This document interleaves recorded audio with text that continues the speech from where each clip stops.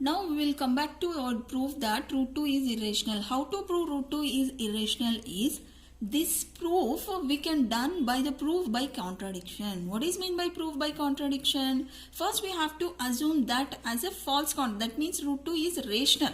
You have to contradict this statement. So to prove this you have to assume that root 2 is rational here. If it is a rational, by the definition of rational number, you know that there exist two integers r and s. S is not equal to 0 such that root 2 is equal to r by s. This is nothing but the definition of rational number, right? So here, suppose that root 2 is equal to r by s. Suppose that this r comma s are having some common factor other than 1.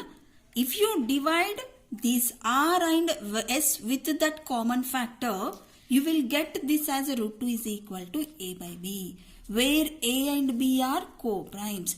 To understand these four lines, let me go with the example again. Suppose that you are taking here 5 by 10.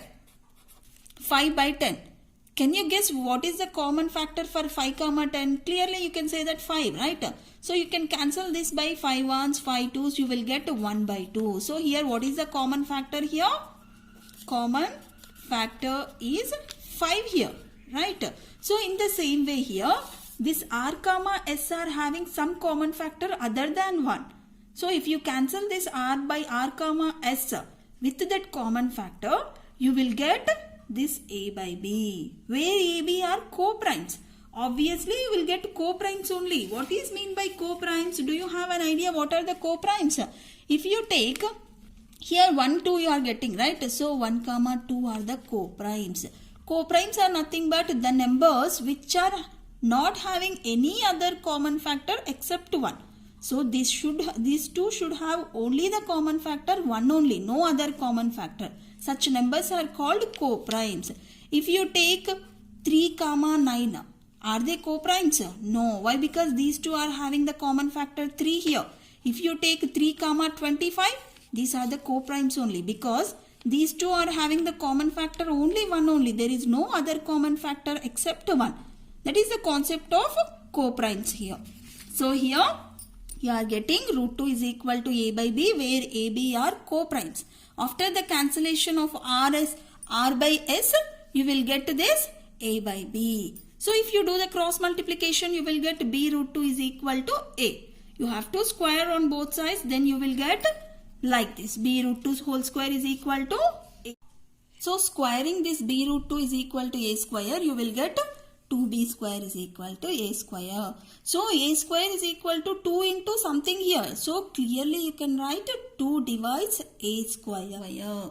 So from the theorem that when p divides a square, p also divides a, right? In the same way here 2 divides a square, then 2 divides a also, a. When 2 divides a, you can write that a as 2 into c, right?